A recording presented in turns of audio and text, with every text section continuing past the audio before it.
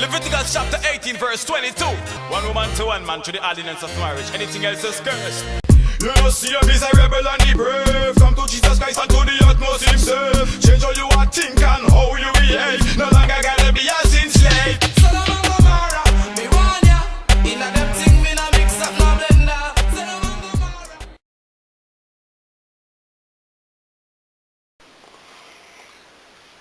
Now, everybody's upset with what this guy said, and I don't completely disagree with what he said, but I don't completely think it's right either.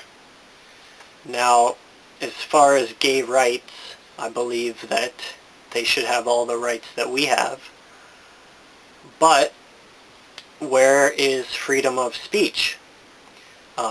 This guy has freedom of speech, so he can give his own opinion, and you can give your own opinion about gays, and I believe he should be able to as well.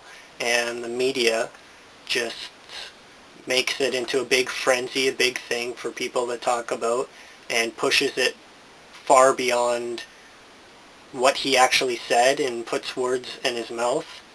And they seem to do that with anything and everything nowadays, because if it's a sensitive subject at all.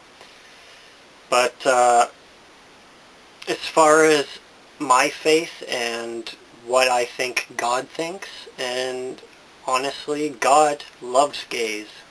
It's not the person that he hates, it's the sin. And do I believe that being gay is a sin? Yes, I do.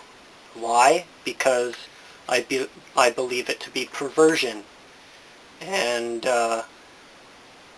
just look up the definition of perversion, and you'll see it is a perversion, because it's, you may say it's unnatural, but then you can go to the argument, oh, are people born gay, or do they choose to be gay? I sincerely think that a lot of people who are gay will think they're born that way, but I like to see the majority of gay people who haven't been affected in a negative way being molested or some kind of tragedy happening in their life to make them want to choose to be gay.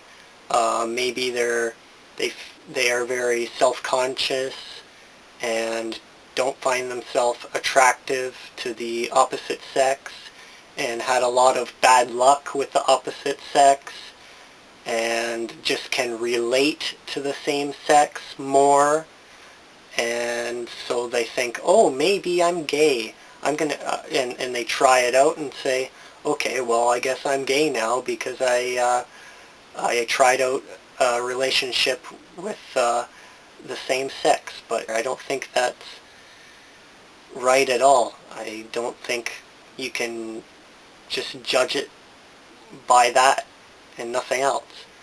But you know, I think it's deeper, because, you know, on a non-religious point of view, if you just want to get scientific, it's there's no real point.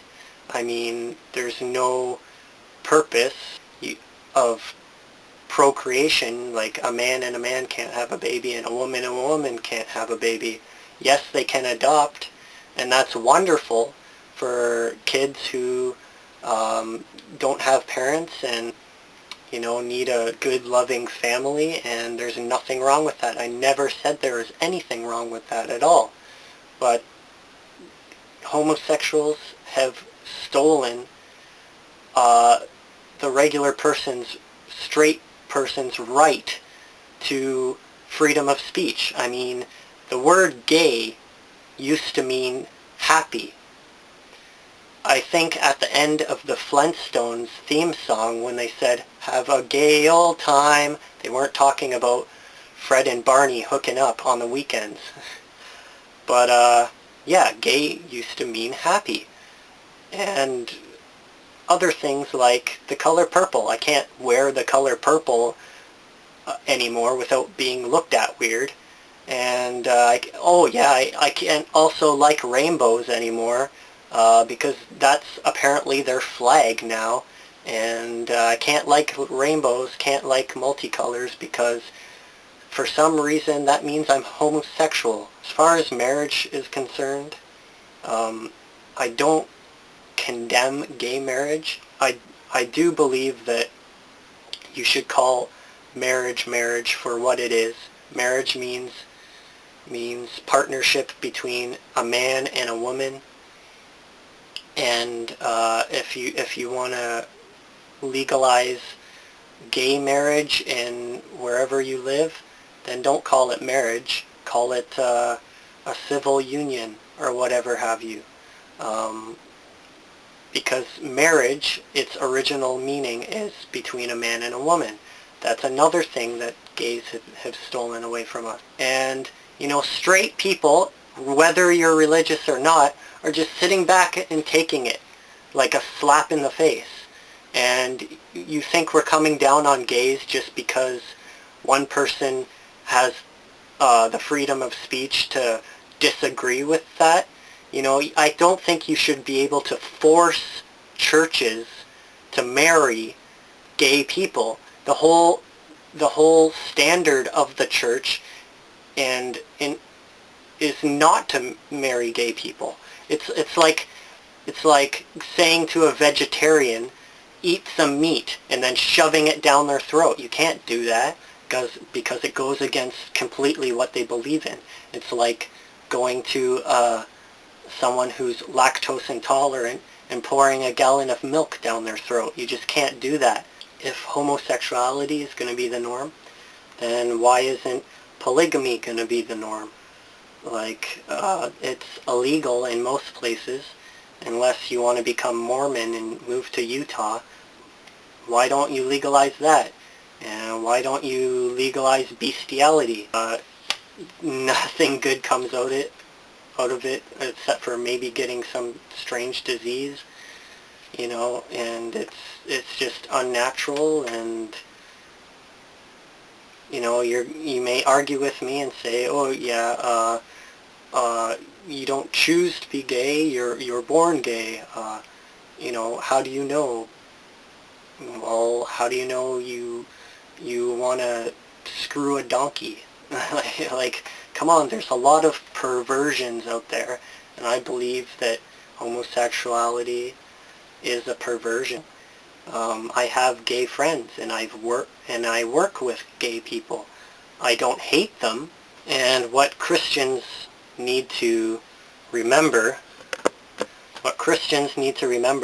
is that we are supposed to be unjudgmental, and God cares about everybody. God created everybody equally, and to love everybody the same, love everyone as yourself, do unto others as you would have them do to you. So we're not supposed to disrespect each other. We're supposed to treat each other equally. Essentially, God loves us all, just not our sin. And the good thing is, God is all-forgiving. He's the same yesterday, today, and forever, and will always forgive us no matter what we do. And whether you think it's wrong or not, that's your choice, but we're all entitled to our own opinions. So leave a comment, respond to this video, and I'd like to hear what you have to say.